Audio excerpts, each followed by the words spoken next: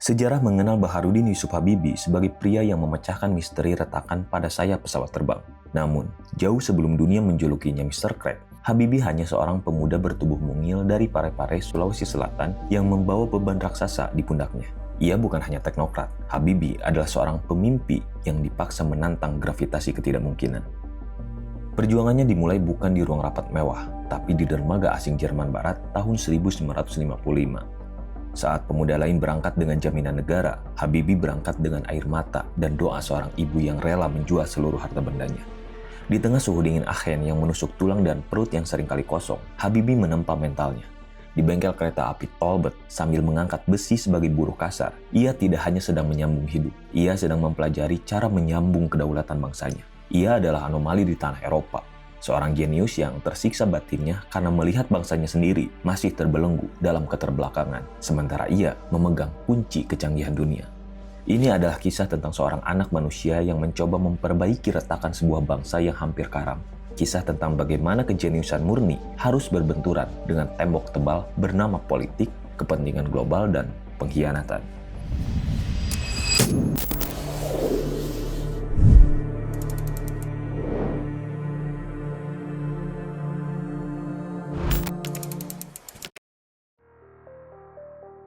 Tahun 1955 menjadi titik nol bagi seorang pemuda asal Parepare bernama Baharudin Yusuf Habibie.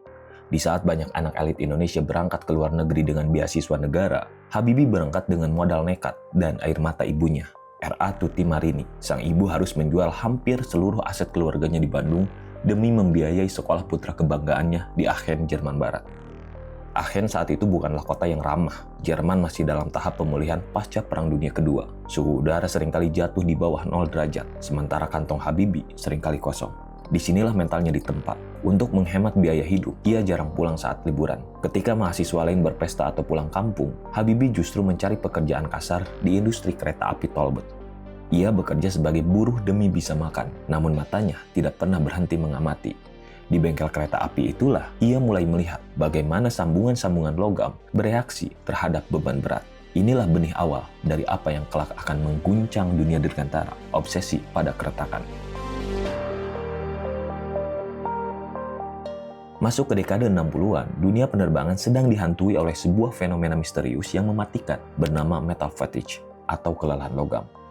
Di masa itu, pesawat jet komersial mulai populer, namun teknologi saat itu belum mampu memprediksi kapan sebuah sayap pesawat akan patah. Banyak kasus pesawat jatuh tiba-tiba karena struktur sayapnya retak secara mikroskopis akibat tekanan udara yang berulang. Solusi dunia saat itu sangat tidak efisien. Para insinyur mempertebal bodi pesawat secara keseluruhan untuk memastikan keamanan. Akibatnya, pesawat menjadi sangat berat, boros bahan bakar, dan hanya bisa mengangkut sedikit penumpang. Para ahli di Boeing maupun Airbus yang saat itu masih embrio belum menemukan rumus pasti untuk memetakan di mana retakan itu bermula. Habibie melihat ini bukan sekedar masalah teknis, tapi teka-teki matematika yang harus dipecahkan. Ia mulai melakukan riset mendalam pada struktur pesawat. Ia tidak hanya belajar di kelas, tapi menghabiskan ribuan jam di laboratorium, menatap mikroskop hingga matanya lelah hanya untuk memahami bagaimana atom-atom logam bergeser saat menerima tekanan. Kondisi kesehatan Habibie sempat memburuk karena kerja kerasnya yang melampaui batas manusia normal.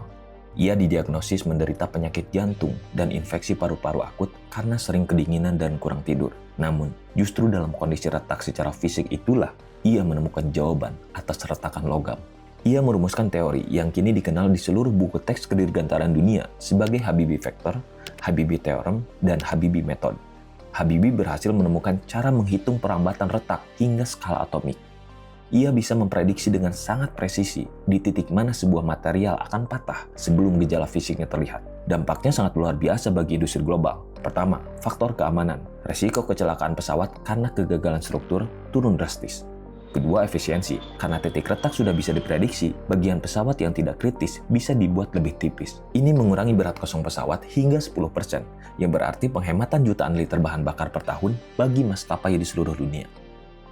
Berkat penemuan ini, Habibie dijuluki sebagai Mr. Crack. Di usia yang masih sangat muda, 38 tahun saat itu, ia diangkat menjadi Wakil Presiden Direktur Management Bolcom Blom, sebuah posisi yang belum pernah dipegang oleh orang asing manapun dalam sejarah industri teknologi Jerman. Secara materi, Habibie sudah mencapai segalanya di Jerman. Ia memiliki rumah mewah di Hamburg, mobil canggih, dan akses ke teknologi paling rahasia milik NATO. Namun, di balik kemewahan itu, ia adalah manusia yang tersiksa secara batin. Setiap kali ia melihat kemajuan Jerman, ia selalu teringat pada Indonesia yang saat itu masih berjuang dengan kemiskinan dan keterbelakangan teknologi. Ia sering merenung, apa gunanya kejeniusanku jika hanya dinikmati oleh bangsa yang sudah maju. Ia mulai menulis konsep tentang bagaimana membangun Indonesia melalui teknologi yang ia sebut sebagai visi Habibie. Ia ingin membuktikan bahwa bangsa yang sering dianggap hanya mampu menjadi buruh tani, sebenarnya bisa membangun pesawat terbang sendiri. Puncaknya terjadi pada Januari 1974. Sebuah telegram datang dari Jakarta. Utusan Presiden Soeharto, Ibnu Sutowo, datang menemui Habibie dengan pesan yang sangat personal. Habibie, negaramu membutuhkanmu. Soeharto ingin kamu pulang. Rekan-rekannya di Jerman menganggap ini adalah langkah bunuh diri karir. Bagaimana mungkin seorang ilmuwan kelas dunia yang bekerja di laboratorium tercanggih di Eropa bersedia pulang ke negara yang bahkan belum punya bengkel pesawat yang layak? Namun bagi Habibie, panggilannya sudah jelas. Ia lebih memilih membangun mimpi dari nol di tanah airnya daripada menjadi tamu agung di tanah orang. Ia memutuskan untuk pulang, tanpa tahu bahwa di Indonesia, kejeniusannya akan menghadapi musuh yang jauh lebih rumit dari sekedar angka, yaitu politik dan pengkhianatan.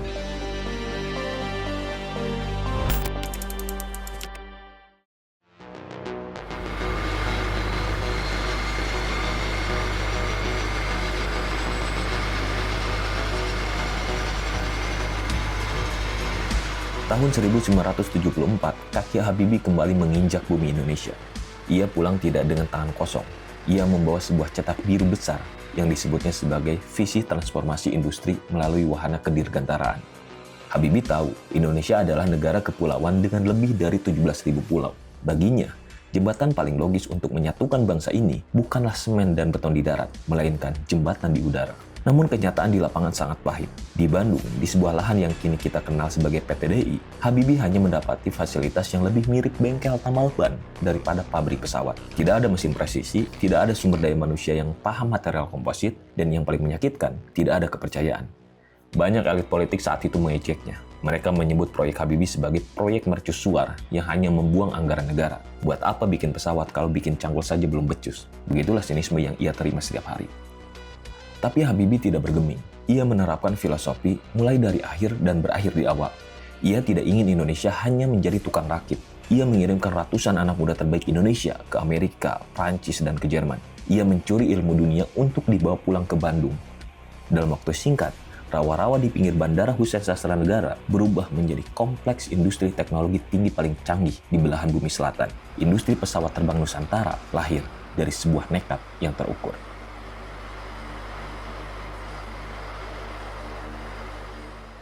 Masuk ke awal era 90-an, Habibie mulai merancang sebuah mahakarya, N250. Huruf N berarti Nusantara, 2 berarti mesin ganda, dan 50 berarti kapasitas penumpang. Namun, N250 bukan sekedar pesawat turboprop biasa. Disinilah letak argumen teknis mengapa dunia gemetar melihat Indonesia saat itu. Habibie memutuskan untuk menyuntikkan teknologi subsonic fly-by-wire ke dalam N250. Pada masa itu, teknologi kemudi elektronik ini hanya dimiliki oleh jet tempur canggih atau pesawat jet besar seperti Airbus A320. Belum ada satupun pesawat baling-baling di dunia yang menggunakan teknologi ini. N250 menjadi yang pertama dan satu-satunya. Dengan teknologi ini, pesawat menjadi jauh lebih ringan, lebih stabil, dan sistem keamanannya dikendalikan oleh komputer cerdas. Dunia internasional, terutama pesaing dari Eropa dan Kanada, mulai merasa terancam. N250 bukan lagi mainan orang Indonesia. Ia adalah pemangsa pasar yang nyata. Pesawat ini dirancang khusus untuk kondisi geografis Indonesia, mampu lepas landas di landasan pendek, hemat bahan bakar, dan memiliki teknologi tercanggih di kelasnya. Puncaknya terjadi pada 10 Agustus 1955. Langit Bandung cerah. Namun, ketegangan di hanggar IPTN begitu pekat hingga bisa dirasakan oleh jutaan rakyat Indonesia yang menonton melalui layar televisi. N250 yang diberi nama Gatot Kaca bersiap untuk terbang perdana.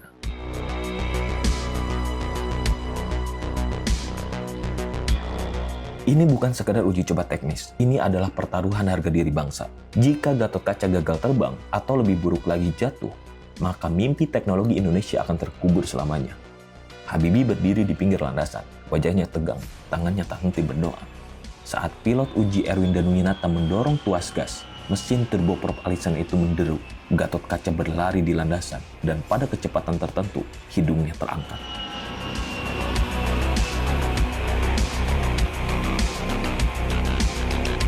Seketika, sorak-sorai pecah di seluruh penjuru negeri. Indonesia resmi menjadi negara ketiga di dunia setelah Amerika dan Eropa yang mampu merancang, membangun, dan menerbangkan pesawat canggihnya sendiri dari nol.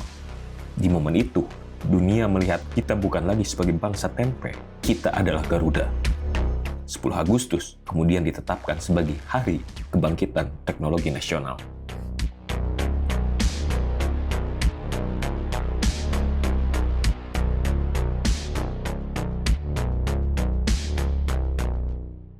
Namun di balik perayaan itu, awan hitam mulai berkumpul di ufuk barat. Tahun 1997, krisis finansial Asia menghantam seperti tsunami.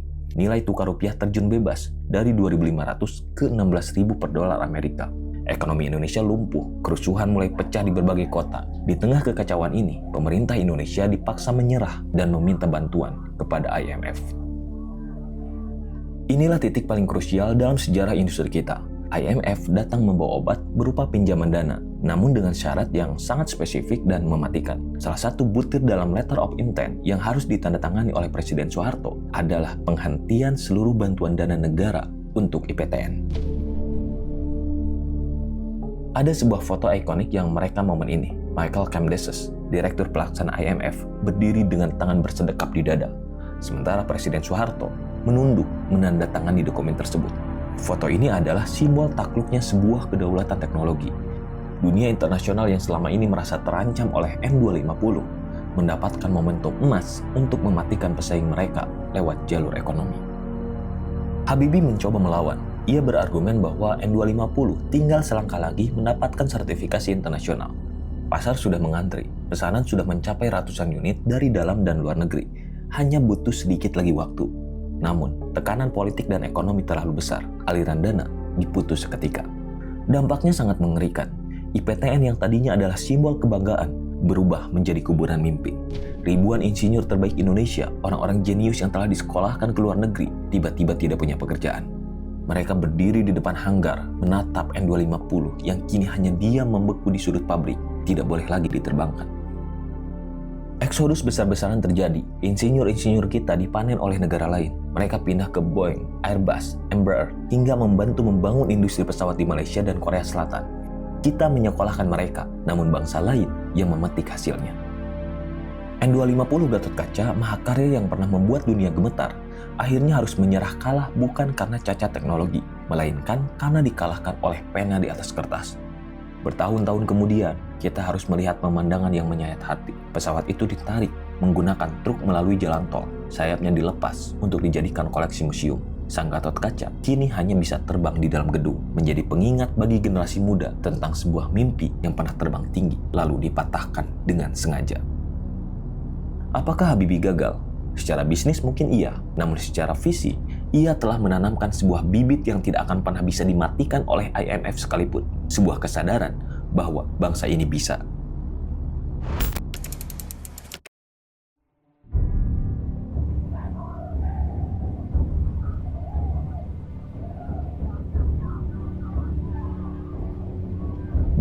Mei 1958, Istana Merdeka tidak pernah semencekam itu. Di tengah kepulan asap sisa kerusuhan di Jakarta dan ribuan mahasiswa yang menduduki gedung DPR, Soeharto mundur. Dan dalam hitungan detik, beban sejarah yang maha berat jatuh ke pundak seorang pria yang selama ini dianggap hanya anak emas sang penguasa, B.J. Habibie. Saat itu Habibie menjadi orang paling sendirian di dunia. Ia memimpin negara yang sedang hancur lebur. Inflasi melambung hingga 70%, rupiah babak belur, cadangan devisa menipis, dan dunia internasional memandang Indonesia sebagai negara gagal. Banyak yang meragukan kemampuannya. Mahasiswa menolaknya karena dianggap perpanjangan tangan Orde Baru, sementara militer dan elit politik memandangnya sebagai presiden transisi yang tidak akan bertahan lebih dari 1 bulan. Namun disinilah kejeniusan Habibie sebagai seorang teknokrat bekerja. Ia tidak menggunakan emosi, ia menggunakan logika presisi seperti saat ia menghitung retakan logam. Ia tahu Indonesia sedang mengalami kelelahan struktur yang akut, dan ia hanya punya satu kesempatan untuk memperbaiki titik kritisnya. Argumen terkuat mengapa Habibie adalah penyelamat ekonomi Indonesia terletak pada angka-angka yang mustahil namun nyata. Saat ia dilantik, rupiah berada di level yang menghancurkan, sekitar 16.000 per dolar Amerika. Ekonomi kita tidak hanya berhenti, tapi mati suri. Habibie melakukan sesuatu yang belum pernah berani dilakukan oleh Soeharto, memberikan independensi mutlak pada Bank Indonesia melalui Undang-Undang Nomor 23 Tahun 1999. Ia melepaskan kendali pemerintah atas Bank Sentral agar kebijakan moneter tidak lagi bisa diintervensi oleh kepentingan politik atau kronisme. Hasilnya, dalam waktu kurang dari 1 tahun, tanpa bantuan militer dan tekanan internasional yang luar biasa, Habibie berhasil menarik rupiah dari jurang 16.000 kembali ke level 6.500 per dolar Amerika di akhir masa jabatannya. Ini adalah prestasi ekonomi yang menurut banyak ekonom dunia sebagai salah satu pemulihan tercepat dalam sejarah krisis finansial global. Ia menyelamatkan perut rakyat di saat semua orang mengira kita akan mati kelaparan. Banyak yang lupa bahwa kebebasan yang kita hirup hari ini adalah buah dari kenekatan Habibie selama 517 hari itu. Sebagai orang yang lama hidup di Jerman, Habibie memiliki jiwa demokrat sejati yang terjebak dalam sistem otoriter. Begitu ia memegang kendali, ia membuka kotak Pandora kebebasan. Ia membebaskan tahanan politik.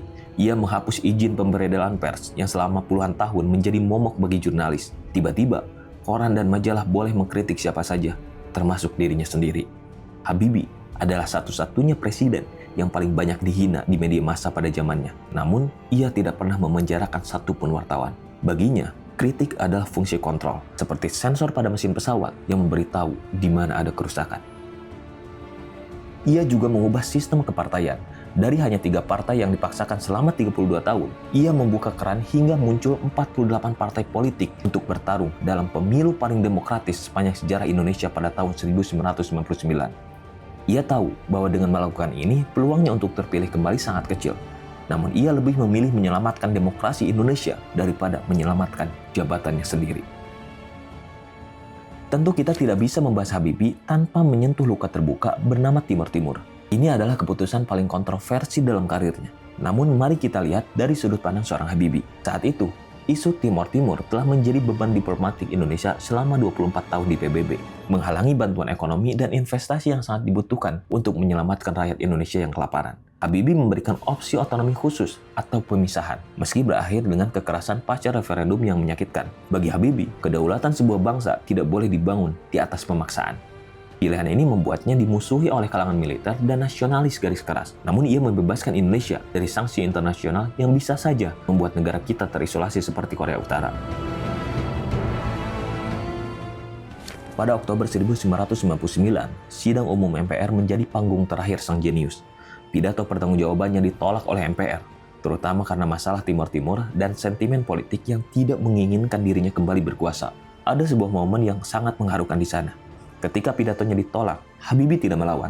Ia tidak mengerahkan massa, ia tidak melakukan kudeta, meski ia punya kekuasaan sebagai panglima tertinggi. Dengan kebesaran hati yang jarang dimiliki oleh politisi manapun, ia berkata, "Jika pertanggungjawaban saya ditolak, maka saya tidak punya alasan lagi untuk mencalonkan diri menjadi presiden."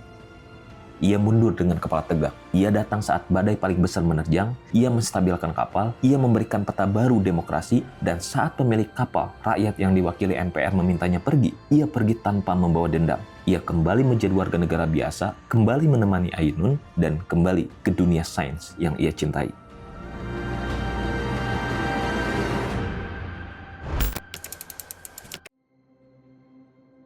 Perjalanan seorang Baharudin Yusuf Habibie adalah sebuah anomali yang indah dalam sejarah kita. Ia menghabiskan sisa hidupnya mempelajari keretakan, mulai dari molekul logam pada sayap pesawat hingga retakan-retakan sosial yang hampir menghancurkan bangsa ini di tahun 98. Di setiap retakan itu, ia hadir bukan untuk menghakimi, melainkan untuk menyatukan kembali dengan ketulusan seorang ilmuwan. Namun pada 11 September 2019, bangsa ini terhenti sejenak. Sang Garuda akhirnya benar-benar pulang pada keabadian. Ia tidak lagi berada di ruang kerja yang dingin atau di tengah hiruk-pikuk istana merdeka yang mencekam. Ia telah kembali ke pelukan Ibu Ainun, cinta sejatinya dalam sebuah kedamaian yang tak terjangkau lagi oleh riuh rendah politik dunia. Kepergiannya meninggalkan sebuah ruang kosong yang besar, namun lebih dari sekadar duka, ia meninggalkan sebuah buku petunjuk tentang bagaimana sebuah bangsa besar seharusnya dikelola. Ia membuktikan bahwa kecerdasan otak hanya akan menjadi berkah jika dibimbing oleh kebersihan hati. Habibie memberikan kita independensi bank sentral bukan sebagai kado, tapi sebagai benteng pertahanan terakhir ekonomi rakyat. Ia sadar betul bahwa sekali saja urusan moneter dan dompet negara dicampuri oleh syahwat politik praktis, maka seluruh struktur ekonomi bangsa akan berada dalam titik kritis yang membahayakan. Independensi itu adalah skrup utama yang menjaga mesin ekonomi tetap stabil. Jika hari ini skrup itu mulai dilonggarkan oleh intervensi politik, maka kita sedang mengundang kembali badai yang pernah diredam Habibie dengan susah payah. Begitu pula dengan kebebasan berpendapat. Habibie adalah presiden yang paling luas hatinya dalam menerima kritik. Baginya, kritik bukanlah ancaman, melainkan sensor pesawat yang memberitahu di mana ada kerusakan. Ia tidak pernah memenjarakan suara, karena ia tahu bahwa demokrasi tanpa kebebasan bicara hanya sebuah pesawat tanpa instrumen navigasi. Ia akan terbang buta dan berakhir tragis. Ketika hari ini kebebasan itu mulai terasa sempit, kritik mulai dibayang-bayangi ketakutan, kita sedang mengkhianati warisan demokrasi yang ia letakkan dengan penuh resiko. Warisan Habibie bukan sekedar artefak N250 yang kini dia membeku di museum. Warisan sejatinya adalah sebuah kesadaran bahwa bangsa ini bisa mandiri. Ia sering berkata, "Saya punya keyakinan bahwa suatu saat anak-anak Indonesia akan kembali membuat sayap yang lebih kuat, lebih hebat, dan takkan pernah bisa dipatahkan lagi." Sayap itu bukan mesin turbo atau logam komposit, melainkan integritas kita. Menjaga warisan Habibie berarti menjaga keberanian untuk berkata jujur, menjaga independensi lembaga negara dari kepentingan segelintir golongan, dan menjaga agar oksigen kebebasan tetap mengalir bagi generasi mendatang.